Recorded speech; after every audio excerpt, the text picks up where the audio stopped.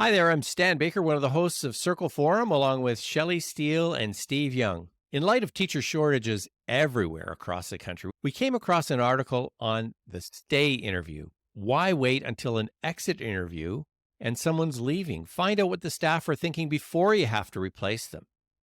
Staffing an issue in your board? Here's something that's worth a listen. Some of the things that we talk about include it's about intentional relationship building early in the school year, in September and October. We encourage you to be inclusive in your stay interviews, not exclusive. That's where we vary a little from the author of this article. And use a fair process for these stay interviews. Visit our website, www.restorative.ca. And if you enjoy this episode, make sure you subscribe to Circle Forum. Now, let's find out more about this stay interview with Shelley, Steve, and me, Stan.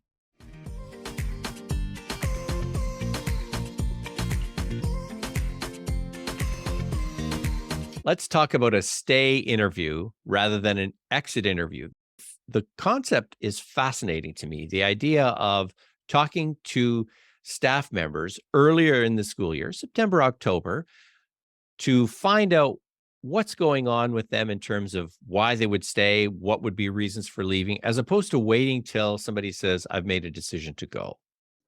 It's an interesting concept of basically being proactive, assuming that every teacher at some point in time may want to leave your building and go try something somewhere else. It's about trying to find out what those reasons might be. And the reason they say September, October is that if you find out something that a teacher says, hey, I'm going to leave because of X, Y, or Z, that gives you a chance to address X, Y, or Z throughout the school year and maybe change their decision. And so it's about fact finding. It's about finding early on in the year what are the conditions to which people want to stay in your building or will want to leave your building, and then doing something about that over time to maybe change their mind. When I read this, I also thought about if you were to start something like this as an administrator or a supervisor, this would be a real change for most places. So people have to trust in that process too. So it made me think of students when we start to use restorative questions or restorative approaches, they have to trust what we're going to do with that information. And so I think there would take some building as well. Yes, you can gather some great information, but people have to trust what you're going to do with that information too. And what is the purpose of it? I think it's intentional relationship building is really at the bottom, like underneath this, that idea of giving people voice, helping them feel connected and belong, and also having agency. So this meeting ends up being an opportunity for agency to act on what it is that you're saying. So it really ties into a restorative perspective. What we were concerned a little bit about when we first read through this is that it's exclusionary. You pick 20%. What do you think?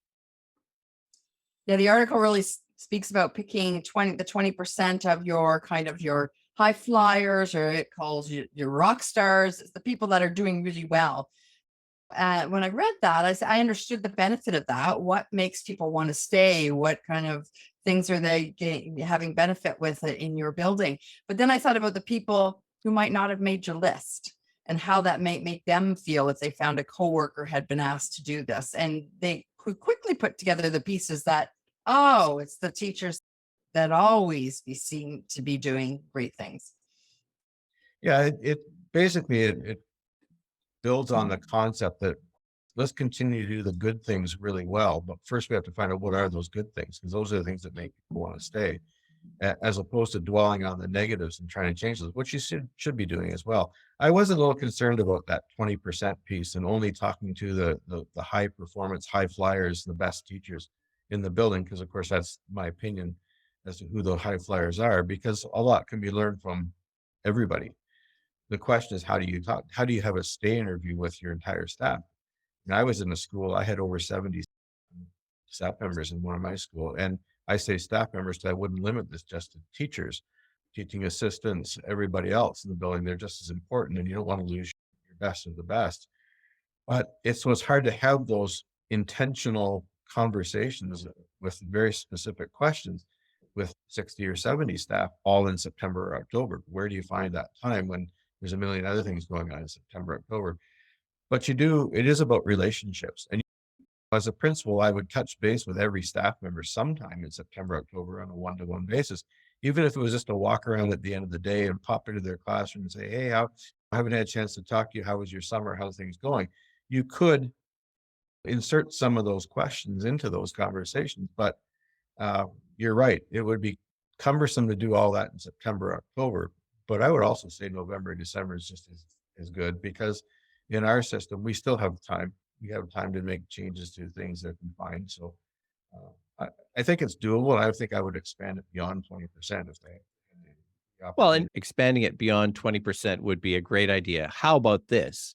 At a staff meeting in September, October, or November, you insert one of these questions into a short circle conversation in your staff meeting. What is it that you look forward to coming to school every day? And just have that conversation. Maybe at another staff meeting, ask the question, if you were considering leaving, what would be the reasons you would consider leaving? Mhm. To talk early in the year about what would trigger your leaving this school really, I think, would get to some strong indications of what it is that people need in order to feel like they belong, right? And then to be able to set that up. We had a meeting one time with the entire IT department in our school board. There were 45 plus people from all different areas, from the training to the technicians to the programmers, everybody. And we were looking at a $10 million tech change, software change, just huge. And we asked only one question. What are the questions we should be asking about this change? And the information that came out helped to guide the transition to this new software system and so on, because people have different perspectives on it. And so I think in planning the year, to be intentional about expanding it beyond those that you think subjectively are your best teachers, and opening it up a bit more, I think could really build that sense of connection, belonging, and agency. One of the other things the article mentions is that the process is really going to drive the information you get. And that's what you're starting to speak to there, Stan, that if you really want information, you have to pay attention to your process of what you're going to get. If you want, how you're going to get it, if you want meaningful information. Is that, as you said, in a circle situation, is it people coming forward independently to have, what is that interview going to look like? What kind of questions are you going to ask? Because if people just feel that you're trying to tick the boxes for something and not really interested in this, then it's not going to go very far either. So really, what is your process? And that's going to drive the information you get, which is more beneficial. We spend a lot of time as schools and school districts doing staff recruitment and then working on staff retention. And it seems to me that when you finally get somebody, especially in remote schools, if you can get someone who's willing to come to your school and to come to your school board and is interested, then it's worth investing the time in finding out, so why are you staying, or why would you consider leaving, so that you can retain the staff that you need. Because candidly, we have staff shortages all across the country, and particularly in northern communities, it's very difficult. I think it's a contextual thing, school to school, depends on the staff you've got. It does say in the article that if they're a first year teacher and you're already talking to them about what's going to make them stay, and it's only September, that they might be overwhelmed with a whole bunch of other stuff and not have a chance to really think about that. They're just happy they're there and have a job maybe. But I do think it's something that you can carry on that conversation through the year. And as you say, Stan, if you bring it up at whole staff meetings, there's going to be people that won't say anything, but they're listening. And then you can approach them later. Notice you didn't say anything. Any thoughts about that question? It gives you an opening to have conversations with staff members who maybe you don't have that as big a good a relationship with, because we have different relationships with all our staff members. So you need that in to have the conversation. I think it's an interesting concept to talk about tension before people have actually decided to leave. And the other piece that I think is really key to pay attention to is the follow-up piece.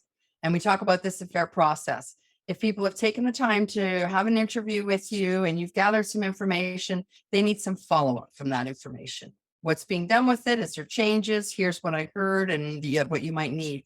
But just to interview and it goes off somewhere into somewhere and you don't know anything about it, more about it is not going to lead to further interviews.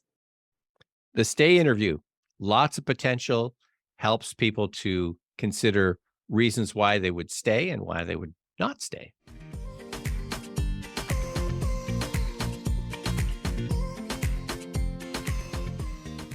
With teachers leaving education at alarming rates, it's worth taking some time at the beginning of the year to invest in relationships you have with your staff using a stay interview. Use a fair process that demonstrates engagement, explanation, and has expectation clarity. Those are the 3 E's of a fair process. Find out more about investing in relationships with your staff at www.restorative.ca. Send me an email to stan@restorative.ca, and let's invest in our teachers and staff early through things like stay interviews to reduce the number of exit interviews.